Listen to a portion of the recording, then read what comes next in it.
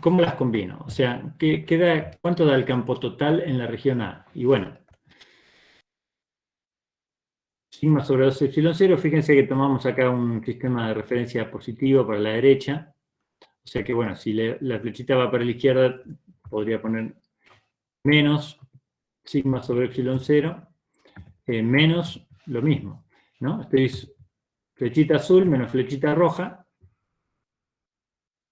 ¿sí? Me termina dando menos 2 veces eso, o sea, se me cancela el 2. Sigma sobre epsilon 0. ¿Se entendió eso? ¿De dónde salió? ¿Por qué me da esto? Por la superposición en el campo eléctrico del azul y el rojo. Claro, estoy sumando el valor de las dos flechitas. Flechita azul, flechita roja, claro que representan los planos, los campos, por supuesto. Los dos campos valen lo mismo, entonces el campo total es el doble. Con signo menos porque, bueno, en nuestro sistema de referencia va hacia el lado que elegimos como negativo, nada más.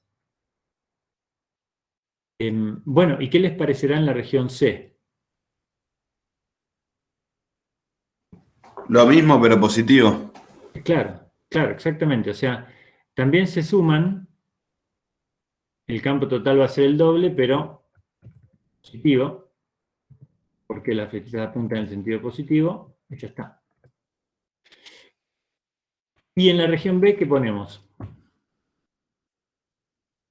¿Será 0? Claro, Igual que la A, pero... Ah, no. claro, no, en la región B, fíjate que se anulan.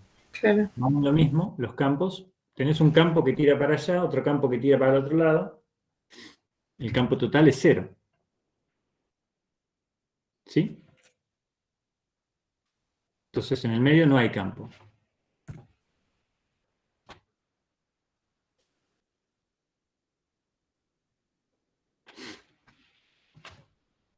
Bueno, ¿se entiende eso? Porque esto lo vamos a usar. Puede aparecer en los parciales, este tipo de ejercicio. Acá está, bueno, lo mismo. Porque después les voy a dejar para ustedes el siguiente, el 6, que es la misma idea, pero uno de los planos tiene carga negativa. Uno positiva y otro negativa. Entonces, traten de razonar. Usen esta misma idea de dibujar las flechitas de forma independiente para cada plano y luego se fijan si coinciden o si se anulan. ¿Sí? El 6 es igual que el 5, pero uno de los planos tiene carga negativa. Ese lo dejo de tarea para que lo razonen a partir de este. Bueno, quisiera hacer el 7 o hay alguna pregunta respecto a este antes que pasemos al siguiente.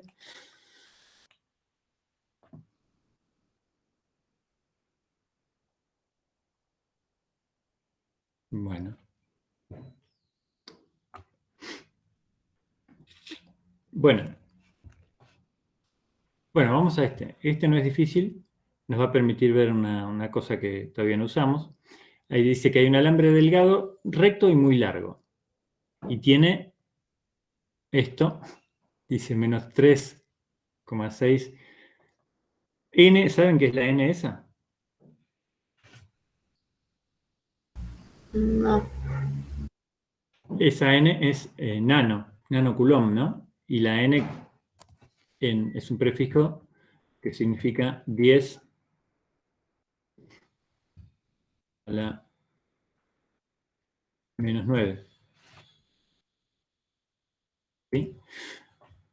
Entonces, esa la vamos a usar mucho. El nano en esta materia aparece mucho, también puede aparecer mucho más adelante cuando veamos capacitores.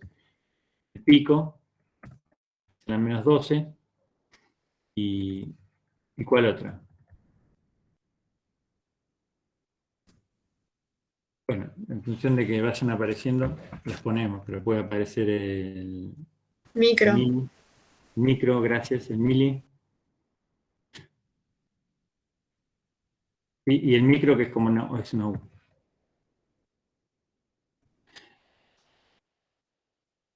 Bueno, entonces eso no es una unidad, sino que es un número. ¿Sí? Es el símbolo de un número. Entonces, tenemos 3,6 nano coulomb sobre metro. Y que acá estaba, mira. Pero ¿y qué significa esto, coulomb sobre metro? ¿Qué magnitud es esa? Densidad. Claro, era densidad de carga, en este caso, lineal. Si fuera coulomb sobre metro cuadrado, sería densidad de carga superficial, y sobre metro cúbico, densidad de carga volumétrica. Entonces, densidad de carga negativa, está bien. Habíamos usado la letra lambda para estas. El alambre se rodeará de un cilindro uniforme de carga positiva, de radio 1,5 centímetros y coaxial con el alambre. Y acá aparece este concepto. Miren, la densidad volumétrica de carga ρ del cilindro se escoge de modo que el campo eléctrico neto afuera del cilindro sea cero. Y nos piden calcular justamente la densidad de carga del cilindro. Bueno, no me acuerdo si hay un dibujito en la guía, pero yo hice uno. Acá está el repaso de eso. Densidad lineal, que era carga sobre longitud. Se puede despejar la carga de esa misma fórmula como lambda por L. Y densidad superficial, en este problema no la usamos, pero la usamos en el de plano, es carga sobre el área total. Y la que vamos a usar es esta, carga, densidad volumétrica, ¿no? Ρ es la carga total sobre el volumen. Despejando la carga me da ρ por volumen. Entonces yo ya planteo acá lo que vamos a hacer para nuestro cilindro, cómo vamos a escribir la densidad volumétrica de carga para nuestro cilindro. Va a ser la carga total sobre el volumen del cilindro. Y el volumen del cilindro se puede escribir con su fórmula, pi por radio al cuadrado por L. ¿Sí? Esta formulita la vamos a usar, es aplicar la densidad de carga volumétrica en el caso de un cilindro. Bueno, ahora vemos el legado, pero me interesa que entendamos dónde está el esquema. No me digas que lo borré. No te puedo creer que lo borré. Bueno, lo borré sin darme cuenta. Por eso ya aparecían cosas que estaban más adelante. Entonces, lo que tengo es esto. Es un hilo. Qué incómodo que es esto.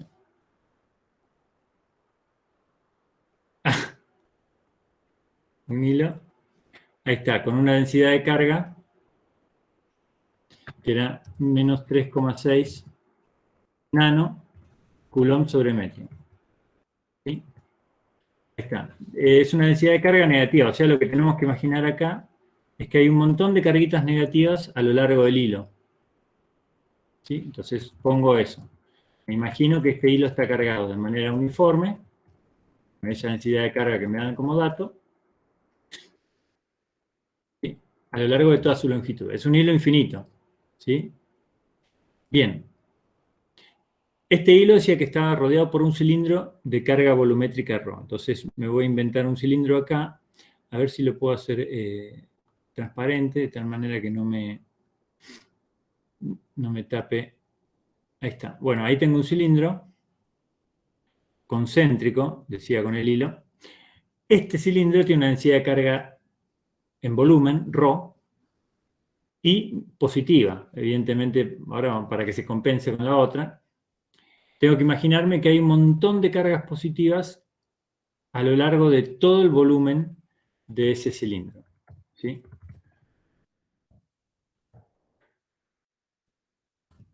En todo su espacio. Uniforme y es incógnita. Yo lo que tengo que hallar es cuánta carga por metro cúbico tiene este cilindro.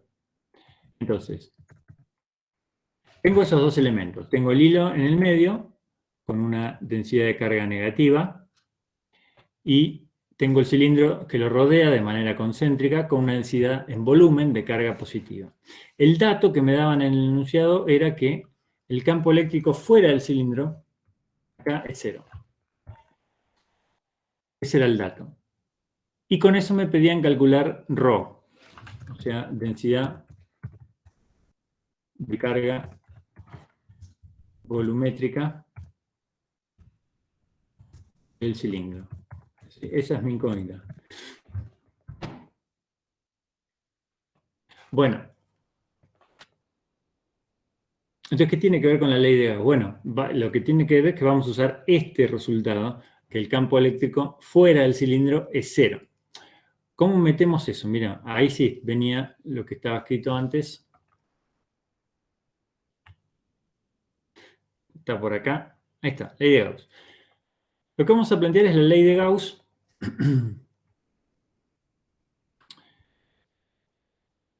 tomando una superficie hipotética en la cual podamos usar este dato, el dato que nos están dando, que el campo eléctrico es cero. Entonces, acá lo que conviene usar es tomar una superficie más grande que el cilindro. Voy a dibujar otro cilindro, pero más grande. ¿Sí? Este cilindro más grande no es un cilindro cargado, sino que es un cilindro que determina una superficie hipotética, vamos a ponerlo en línea punteada, ¿sí? Que es la superficie de Gauss. ¿Sí? Entonces, recuerden que para plantear la ley de Gauss siempre necesitamos una superficie cerrada.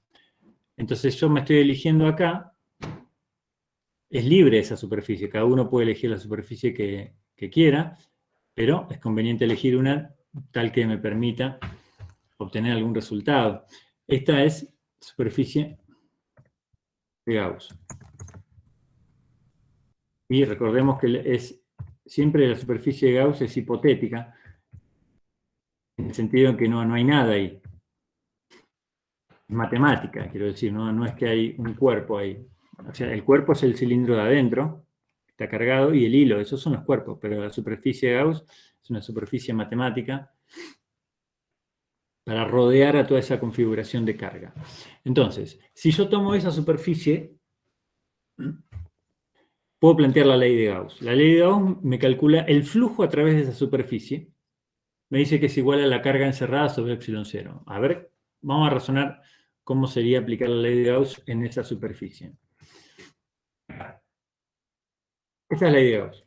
Entonces yo la voy a aplicar a esa superficie grande, a ese cilindro. Pero bueno, en este caso tengo el dato del campo. O sea, me están diciendo en el enunciado que el campo, ahí afuera, en ese lugar, es cero. Entonces, bueno, la integral es cero. Si el campo es cero, la izquierda de esta igualdad es cero. Y la carga encerrada es cero. O sea, deduzco eso. Para lo único que sirve aplicar la ley de Gauss en este ejercicio es para llegar a esta conclusión. Que la única manera en la que se puede lograr que esa configuración tenga un campo eléctrico cero es si la carga es cero. O sea, miremos el dibujito. Esto es lo que venía en el enunciado. Campo eléctrico cero. ¿Sí? Ese es el dato. La ley de Gauss te dice que la única manera en que vos podés tener campo eléctrico cero fuera de esta configuración es si la carga combinada de estos dos elementos, hilo más cilindro, da cero. Bien. Entonces, una vez que nos damos cuenta que la carga total es cero, el problema es bastante fácil, porque es lo que vamos a plantear. Vamos a plantear que la carga del hilo más carga del cilindro es cero. Y bueno, y después tenemos fórmulas para escribir cada una de esas dos cargas, ¿no? El hilo tiene una densidad de carga lineal, entonces lambda por L, y el cilindro ya lo vimos, densidad de carga volumétrica, ρ por el volumen del cilindro. Bueno, ya está. De acá se puede despejar ρ, que era la incógnita. Y ahí está. Eso es lo que da ρ. Está bien que de negativa, porque ρ debería dar positivo. Ah, no, está bien. Claro, lambda ya es negativo. Sí. Ρ debería dar positivo para compensar el hilo. Pero bueno, lambda, que es la densidad de carga del hilo, ya es negativa. Bien. Bueno, ¿cómo anduvo esto? ¿Medio raro este ejercicio? ¿Cómo anduvo?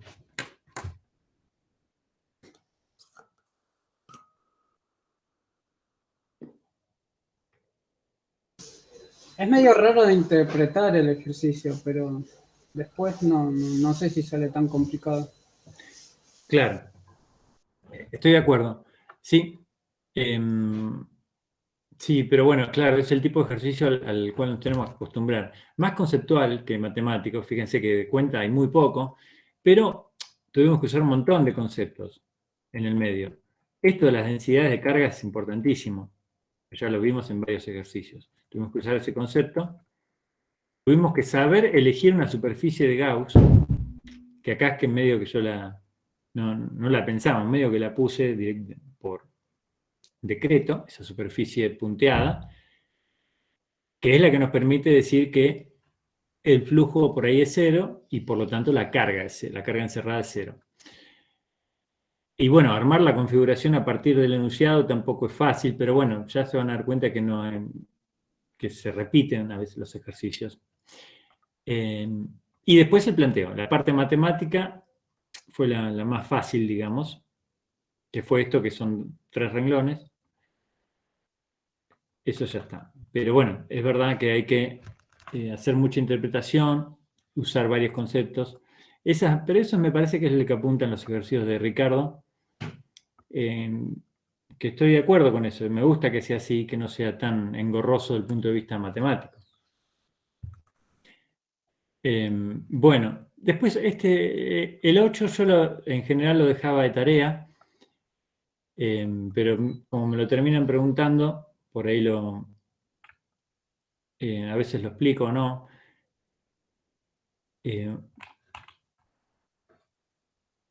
Bueno, vamos a leerlo porque por ahí hay un salto. Esto es lo que tiene. No se parecen mucho los ejercicios, entonces por ahí resolver uno no te ayuda a resolver el siguiente. Lo que sí, resolver la guía te ayuda a resolver el parcial, porque en el parcial se parecen bastante a los ejercicios de la guía.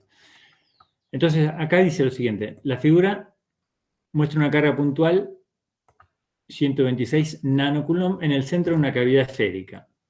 ¿Sí? El circulito este es una cavidad esférica de radio tanto en un trozo de metal. Use la ley de Gauss para hallar el campo eléctrico en el punto P1, que no dice cuál es, en un punto medio entre el centro y la superficie, y en el punto 2, que debe ser acá afuera. ¿Sí? Entonces, vos tenés acá un pedazo de metal. A ese pedazo de metal le sacaste un bocado.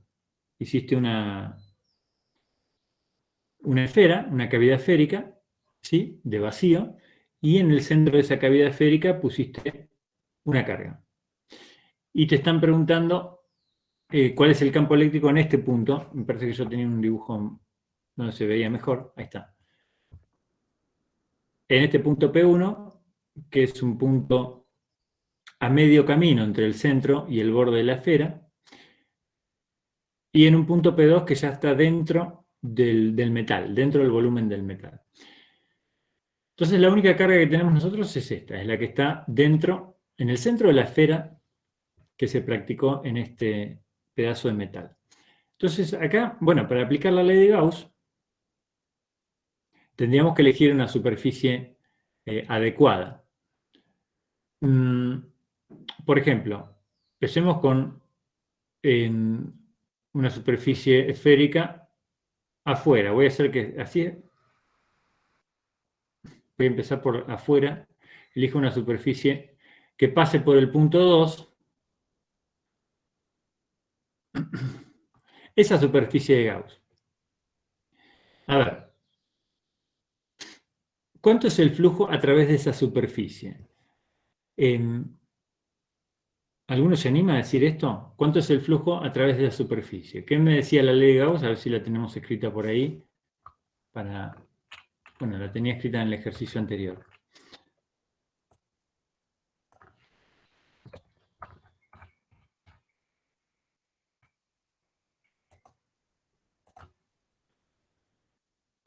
Quiero calcular el flujo a través de la superficie esa punteada que elegí.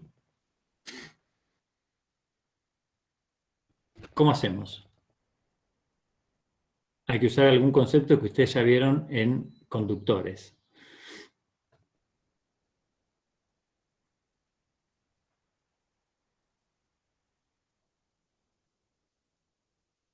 Porque quizás no ¿vieron conductores?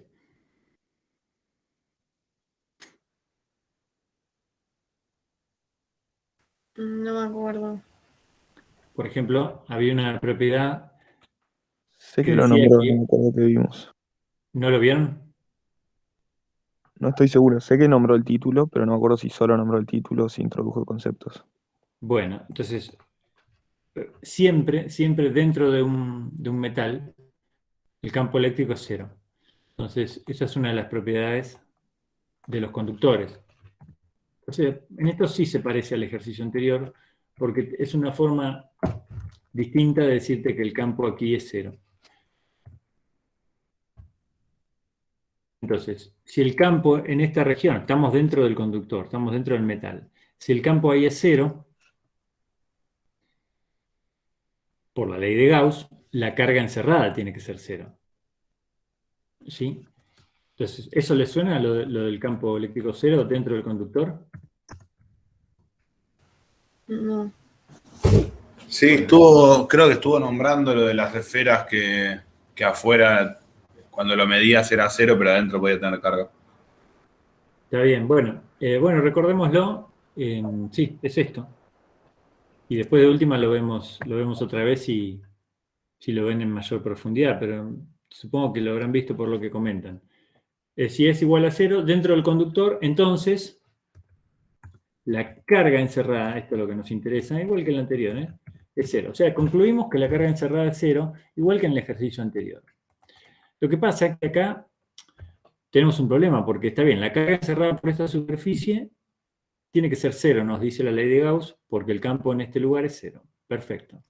Ahora, yo miro mi disposición de cargas y veo que acá tengo una carga. Entonces, ¿cómo puede ser cero la carga si acá estoy encerrando una carga que es Q?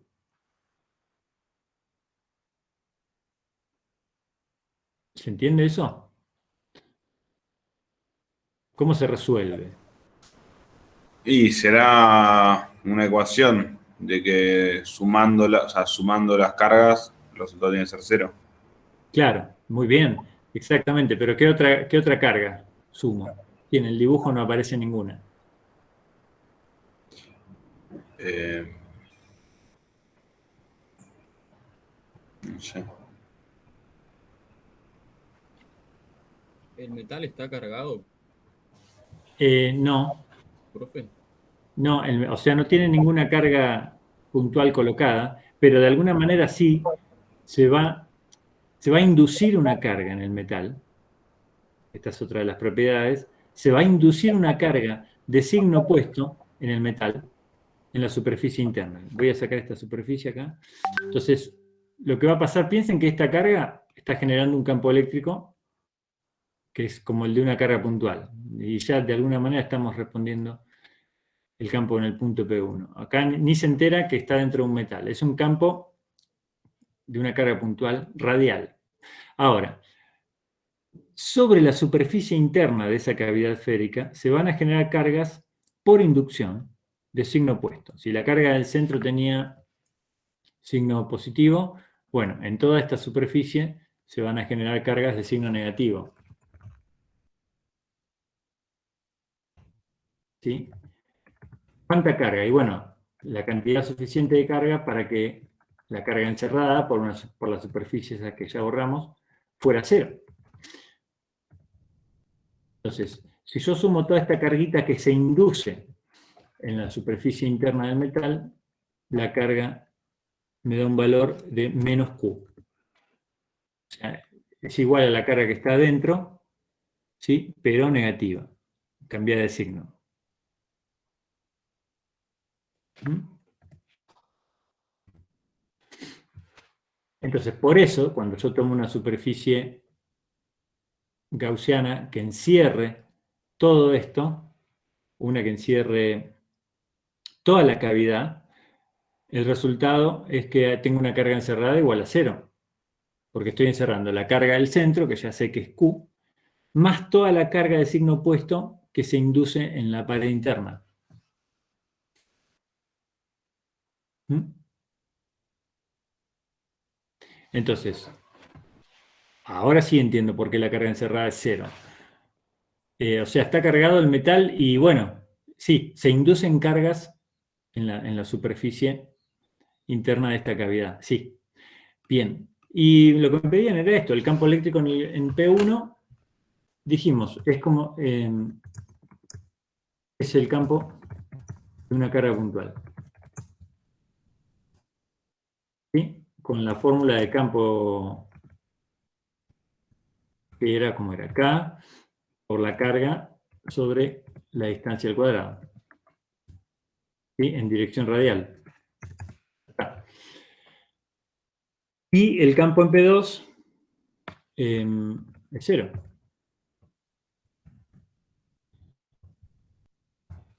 Por propiedad de los conductores. O sea, no hacía falta aplicar la ley de Gauss, en realidad, para calcular el campo en 2, porque ya sabíamos que era 0 por propiedad de los conductores. Lo más interesante de este ejercicio no son los campos, sino justamente esto que charlamos, de ver cómo se induce la carga de signo contrario para que se cumpla la ley de Gauss.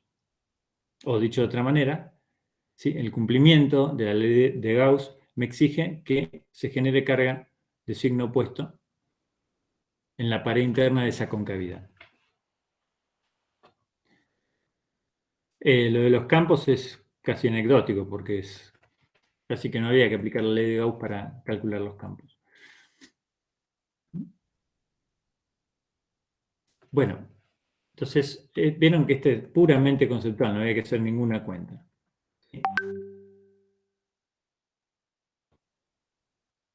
Y si les parece, hacemos el último y ya liquidamos la guía 2, que también es conceptual. Hagamos el último, dale, que vamos bien. Y con suerte arrancaremos con la de potencial la vez que viene. Bueno, tampoco, no sé si dejárselo, pero vamos a razonarlo. Vamos a razonarlo a ver si sale. Una distribución de carga volumétrica fija, densidad uniforme, ρ mayor que 0, ocupa un volumen esférico de radio R. O sea, tenés una pelota cargada en volumen con carga positiva. Calcula el campo eléctrico en todo el espacio usando la ley de Gauss. Bueno, esta sería la parte difícil, pero esto ya lo hizo Ricardo. No vamos a calcularlo, sino que vamos a usar el resultado. La parte conceptual es la que nos interesa, que es la siguiente. Se coloca una carga puntual menos Q en el centro de la esfera y se la deja libre. ¿Queda o no en equilibrio la carga en el centro? Si es afirmativa, la respuesta es estable o inestable. Bueno, si la carga tiene una masa m y se desplaza dentro de la esfera, pero siempre quedando dentro de ella, calcule la fuerza que la carga experimenta, y lo otro no. Lo otro, ahora lo charlamos, pero no. Entonces, hagamos un resumen de lo que leímos hasta acá.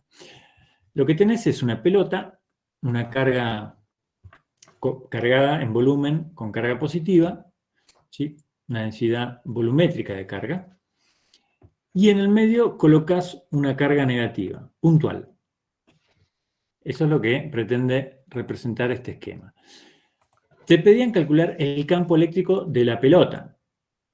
Esa parte sí es matemática, pero eso, la idea no es que lo calculemos nosotros, eso no se pide en los exámenes. La idea es que usemos el resultado. Entonces, este resultado usted lo tiene que tener en la carpeta, ya sea escrito así, o con epsilon 0. Puede haber pequeñas, o si en lugar de Q usan ρ, puede haber una diferencia en la expresión, pero matemáticamente son expresiones equivalentes. Entonces, esto lo hicieron con Ricardo. ¿Qué es esto? Es el campo eléctrico de una esfera cargada homogéneamente en volumen.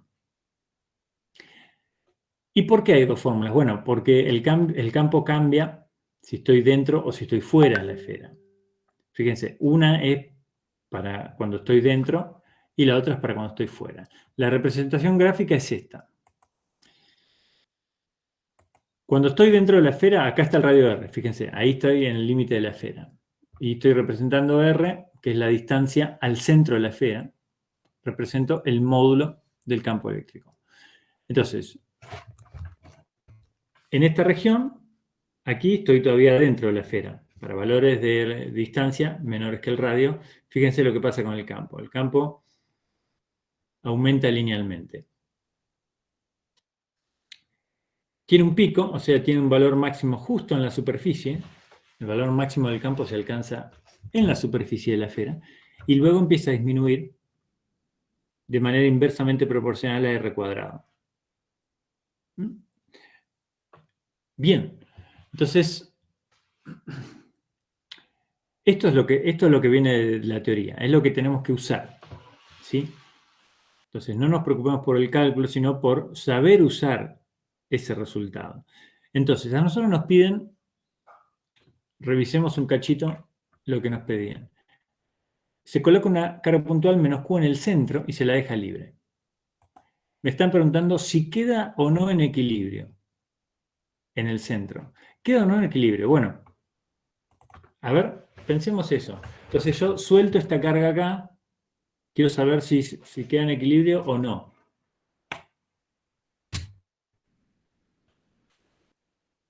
¿Qué dicen? Que sí. Sí, y cómo, a ver, ¿cómo lo justificamos? Porque no tiene campo en el centro. Muy bueno.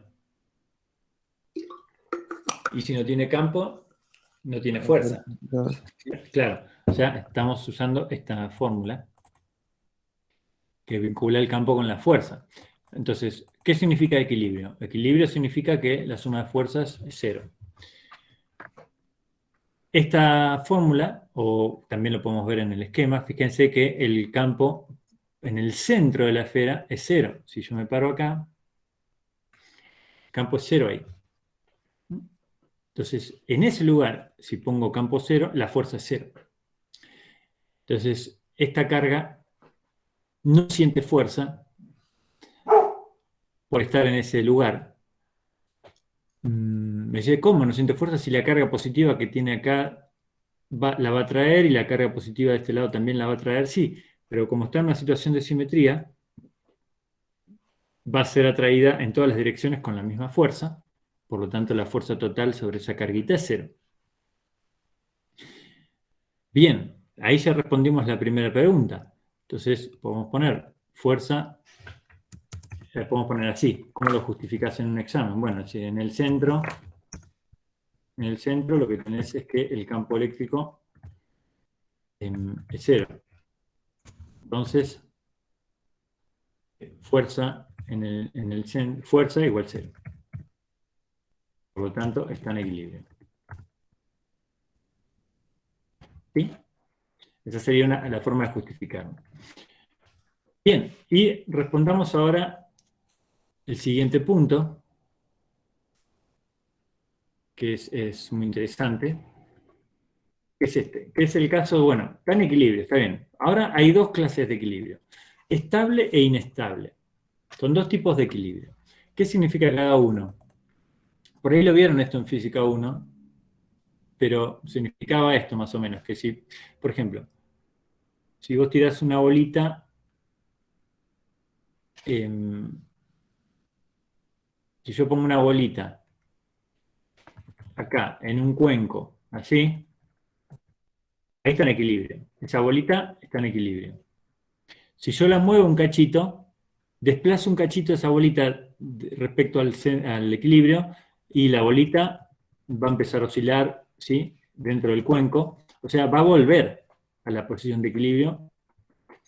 En este caso se llama un equilibrio estable, este de acá. Y el otro que voy a dibujar ahora se llama inestable, porque es también un equilibrio, pero que cuando yo muevo un poquito, perturbo a esa bolita, a partir de la posición, la bolita no vuelve más. O sea, vos podés lograr ahí, imagínense, hacer un equilibrio poniendo una pelotita arriba de una superficie de esa manera, en la punta de algo, ¿sí? Va a quedar un equilibrio muy precario, digamos, ¿sí? Porque si vos le das un empujoncito, esta bolita ya no... Estaba en equilibrio, pero ahora ya no volvió más. Fíjense, los dos están en equilibrio porque en los dos la suma de fuerzas es cero, pero En el inestable no vuelve y en el estable lo perturbás y vuelve. Entonces, queremos saber qué tipo de equilibrio es el que tenemos acá. Si yo ahora, está bien, ya sé que está en equilibrio en el centro, pero si yo le desplazo un cachito a esta carga, ¿vuelve o no vuelve? Sí, bueno. No, no vuelve. Bueno, chan chan. Está bien, tenemos las dos opiniones. Tratemos de justificarlas. No, no vuelve porque ni bien se mueve del centro, pasa a tener un radio, o sea, una R minúscula importante, entonces ya tiene carga, ya tiene fuerza, ya se mueve para afuera. Claro, ya fuerza, exacto. O sea, fuerza va a haber seguro porque el campo eléctrico no es cero. O sea, si yo muevo un carguito un poquito, el campo eléctrico ya no es cero. Ya va a haber una fuerza neta sobre esa carga. Tendríamos que ver No, para perdón, dónde. está bien, sería carga para adentro, las fuerzas para adentro. No dije nada. A ver, ¿y cómo nos damos cuenta que es para adentro? Porque se atraen, o sea, positivo o negativo. Sí, o sea, pero de este lado también tenés carga positiva. O sea que una vez que Más desplazaste carga la del otro carguita, lado. ¿cómo? Hay más carga del otro lado. Sí, está bueno eso. Iba a decir eso, claro. O sea, fíjate, ahí siente una fuerza para ese lado, sí, porque tenés carga positiva a la derecha, pero a la izquierda de esa carga tenés más carga positiva ahora. ¿Sí? Ya no está en una situación de simetría. Entonces, si yo la desplazo un poquito hacia la derecha, esa carga, bueno, voy a dejar más carga del lado izquierdo que del lado derecho, más carga positiva. Entonces, la fuerza, esta fuerza va a ser más grande que esta. Entonces, ahora ya no están en equilibrio. No hay fuerza cero. Hay una fuerza neta hacia el centro que la trae. Entonces, esta carga lo que va a hacer es volver. ¿Sí? Después se va a pasar. Y acá se va a dar al revés la situación y va a empezar a oscilar en realidad alrededor del centro. Es como un resorte, ¿no? En un resorte lo desplazas para un lado y la fuerza aumenta en el sentido opuesto. Entonces estaríamos en un equilibrio estable. ¿Podemos ver la primera parte de vuelta? Porque no entendí por qué en el centro no hay campo eléctrico. Eso viene de la fórmula, o sea, de acá.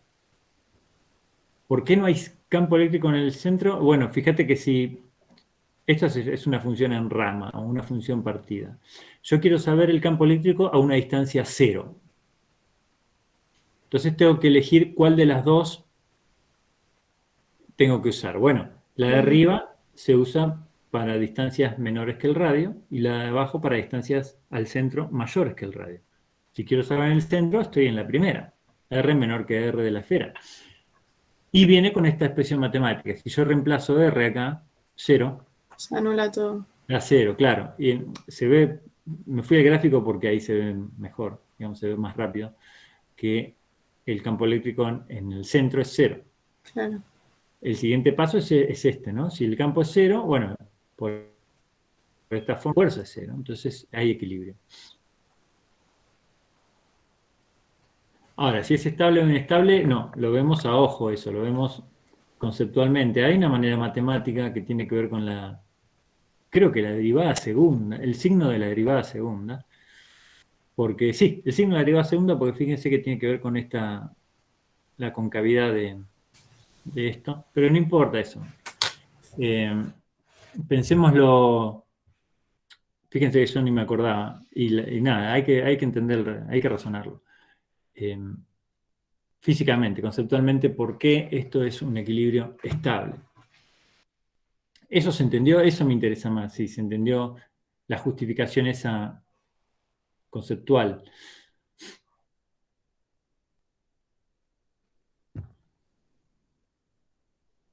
Sí, lo de estable se entendió.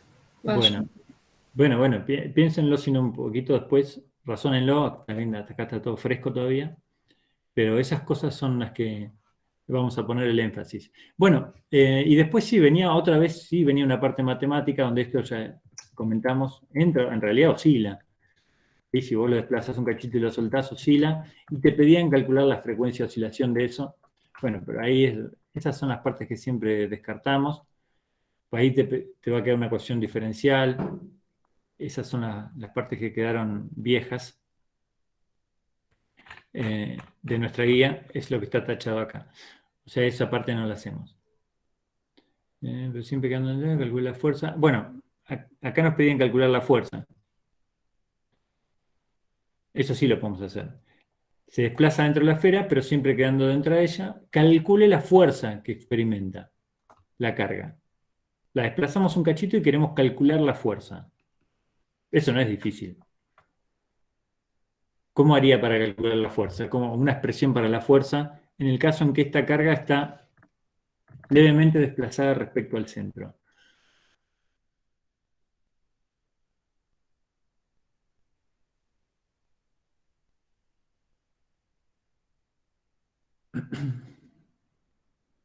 Usando el campo eléctrico cuando R minúscula Muy bien. de ¿El de mayúscula arriba o el de R abajo? mayúscula. El de arriba. Claro. Vieron que ahí me aclaran que no se va de la esfera, siempre queda dentro. Entonces tengo que usar la expresión de arriba. La expresión de arriba me da el campo dentro de la esfera. Bueno, a mí me piden la fuerza, es un paso más. Si me piden la fuerza, uso esta fórmula. Es lo que valga la carga por el campo. Es genérico, ¿no? Eso es lo que tengo que escribir. O sea, es fácil, es fácil. Bueno.